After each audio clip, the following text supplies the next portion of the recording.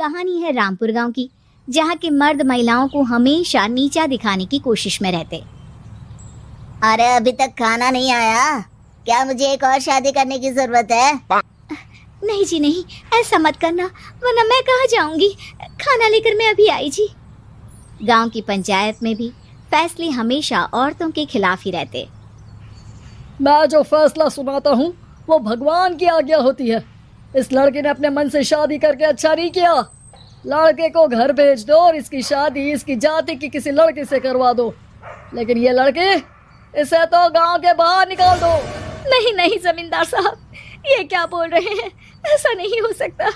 मेरी बेटी मासूम है, इसे अच्छे बुरे की समझ नहीं है। अरे कहाँ जाएगी ये बेचारी? कहाँ जाएगी? इतनी चिंता है तो पूरे परिवार का गांव निकाला कर देते हैं। बेचारे पूरे बसे बसाए परिवार को गांव छोड़ना पड़ता है। चाहे जो हो, अगर बेटियों को कंट्रोल नहीं कर सकते तो गांव में रहने का कोई मतलब नहीं है। यहाँ औरतों को दब कर रहना होगा। कोई भी अपने हिसाब से कुछ नहीं कर सकता, सब ईश्वर की मर्जी से ही होगा। तभी गांव का एक आदमी दौड़ा दौड़ा आता है। सरपंच साहब, जमींदार साहब, वो कालिया है ना, उसकी बेटी पढ़ने के लिए शहर जा रही है। अच्छा, ये कब हो गया? और कालिया की हिम्मत कैसे हो गई ऐसा करने की? लेकर आओ उसे और उसकी बेटी को। बस फिर क्या था, हाजिर हो जाते हैं कालिया और उसकी बेटी सरपंच के सामने। अरे कालिया, ये क्या सुनने में आ रहा है? बेटी को इंजीनियर बना रहा है तू?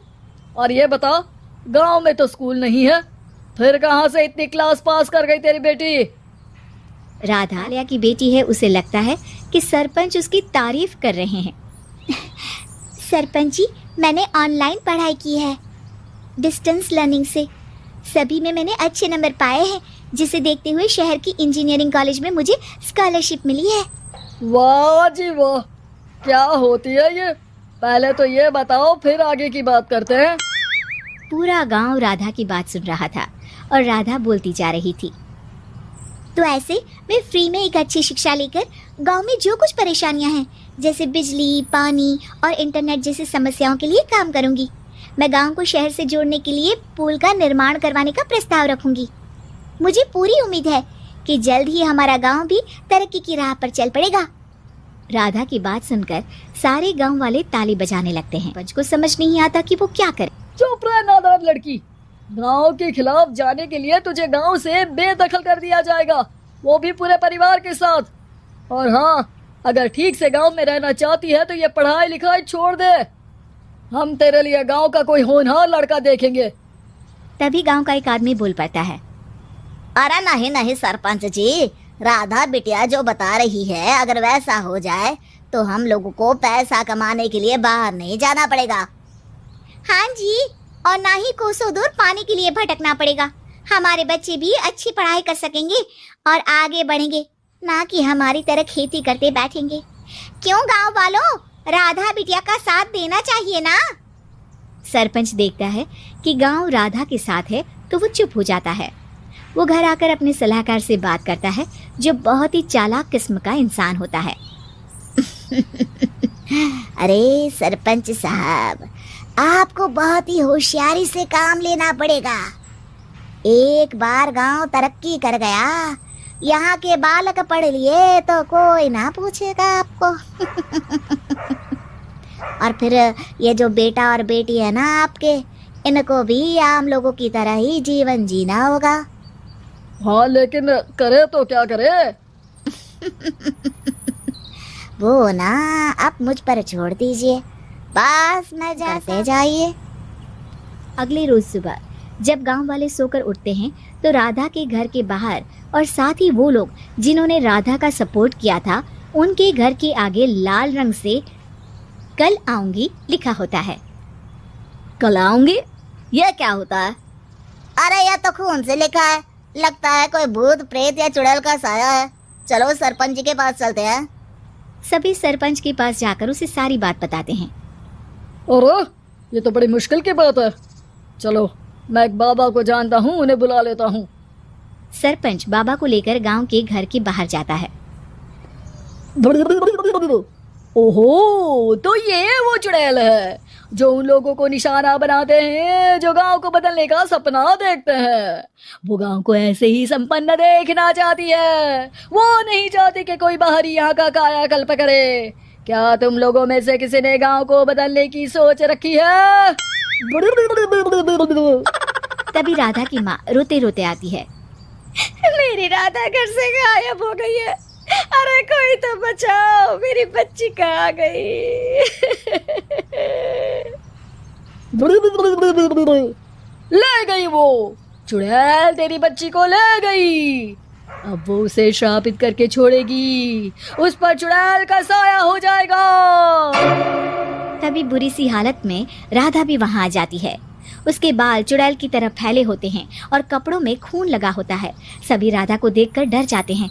माँ, पता नहीं मुझे कौन उठा कर ले गया था। अरे दूर दूर हो जा चुड़ैल, अब हम लोग इस गांव में नहीं रुकेंगे। अरे कैसी बातें कर रहे हैं आप? कल तो आप मेरे भरोसे गांव का हुलिया बदलने, अपने बच्चों को पढ़ाने और तरक्की उन्नति की बात कर रहे थे, तो आज क्या हो गया आपको? ये फिर तुम लोगों को बहकाएगी। ये चुड़ैल गांव में आ चुकी है।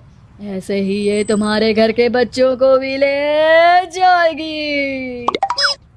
गांव वाले राधा को गांव से बाहर निकाल देते हैं।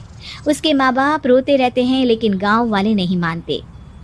मैं भी अपनी बहन के साथ गांव के बाहर रहूंगा, लेकिन वो पढ़ाई नहीं छोड़ेगी। वहीं सरपंच के घर पर सलाहकार कहता है, देखा, सांप भी मर गया और लाठी भी नहीं टूटी। लेकिन अगले ही दिन सरपंच के घर के बाहर भी वही शब्द लिखे होते हैं। और फिर सरपंच की बीवी कहती है, हमारी बेटी को किसी ने अगवा कर लिया है। तभी राधा का भाई वहां आ जाता है। अरे गांव वालों, मैंने सरपंच जी की बेटी को देखा था। वो चुड़ैल उसे उठाकर ले जा रही थी। अरे क्या मजाक कर रहे हो? नहीं नहीं सरपंच जी, आप नहीं जानते। वो चुड़ैल अब आपकी बेटी में आ जाएगी, जैसे राधा के अंदर आ गई थी। तभी सरपंच की बेटी वैसी ही हालत में वहां आती है जैसे राधा आई थी। पापा, पता नहीं कैसे मैं गायब हो गई थी। चुड़ैल, इसके अंदर भी चुड़ैल का साया है, मारो इसे। अरे नहीं नहीं, इसे भी राधा के पास गांव के बाहर ही भेज दो। अरे चुप रहो, मेरी बेटी कहीं नहीं जाएगी और चुड़ैल वुड़ैल कुछ नहीं होता है। अरे कैसे बात कर रहे हो सरपंच जी? आप तो बोल रहे थे कि आपका फैसला भगवान का ज्ञान होता है, तो अपने पर बात आई तो अब आप ऐसे बोल रहे हैं। अरे ना ना ना, आपको अपनी बेटी को त्यागना ही होगा। अरे बुलाओ बाबा को। राधा का भाई बाबा को ले आता है, जिसे अब गांव वालों के डर के कारण सच बोलना पड़ता है। मैं कोई बाबा नहीं हूँ, मैं तो मोची था। ये सलाहकार महोदय ने मुझे कहा था एक्टिंग करने को। वो मुझे पैसे देने वाले हैं। अब मुझे माफ कर दो। गलती हो गई, मुझे माफ कर दो। तभी वहां राधा आ जाती है। देखा सरपंच जी, जब गांव के बच्चे साक्षर होंगे तो आप जैसे लोगों की चालाकी नहीं चलेगी।